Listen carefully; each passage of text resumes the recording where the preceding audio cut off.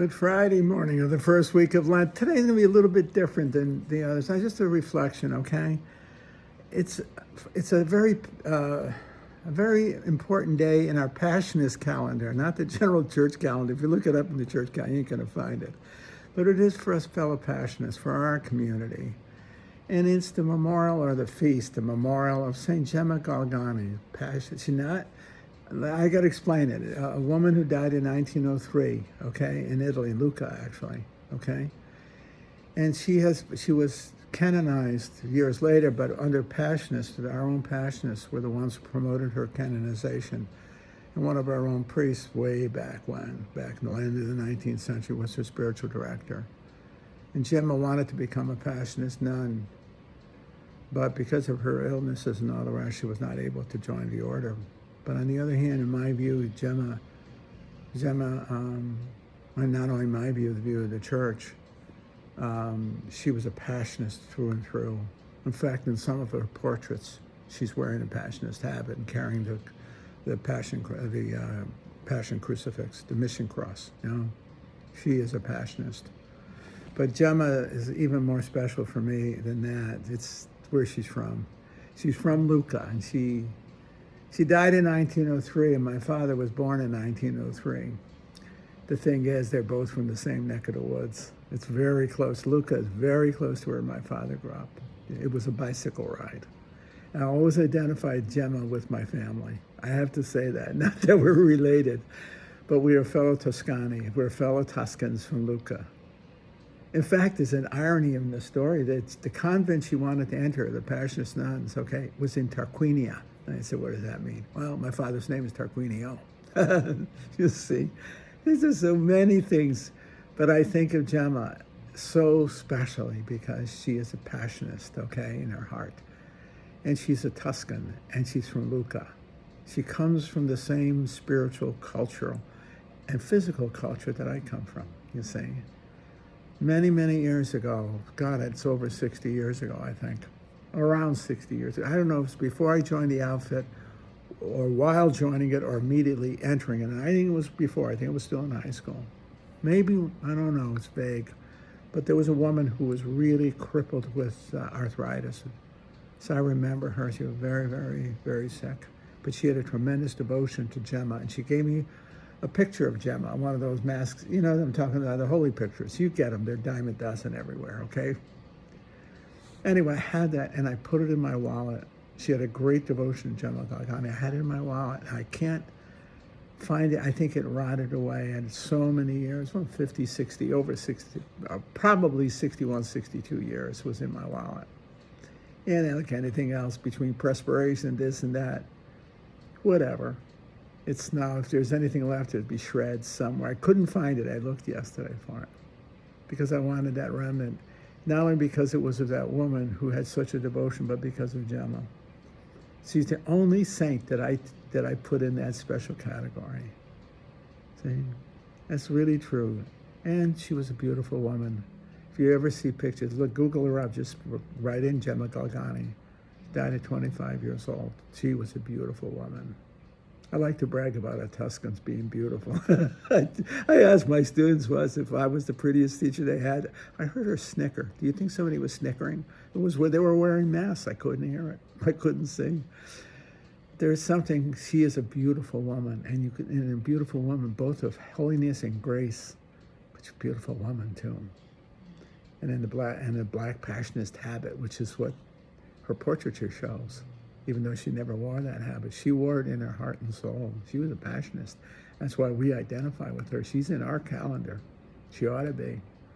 Would that we were the greatest Passionists if we were as faithful to our calling as she was. She pursued it, you see.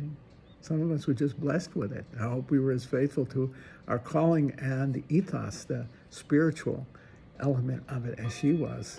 Though she never took our public vows, I understand she took private vows, but if she didn't take public vows. So she wasn't publicly a Passionist, but she was a Passionist in her heart and soul. And I gotta say, that's where it really matters the most. To be able to really embrace the cross of Christ, to see it as the wisdom of God. I don't know if I would still have faith if if I weren't a Passionist. I really wonder about that. So many of my friends have left the faith. And I wonder what I have left to, except that I see Christ crucified, and I see the love of God in the crucified Christ and in the world around me.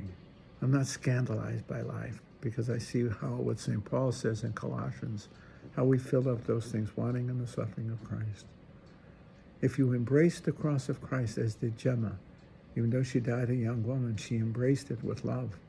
It means she embraced life with love, you see. I think there's a profound truth in all of that. I cling to my faith in Christ, in the person of Christ. Christ crucified, died, and risen. The great formula of the Passionist order. We preach Christ crucified, died, and risen.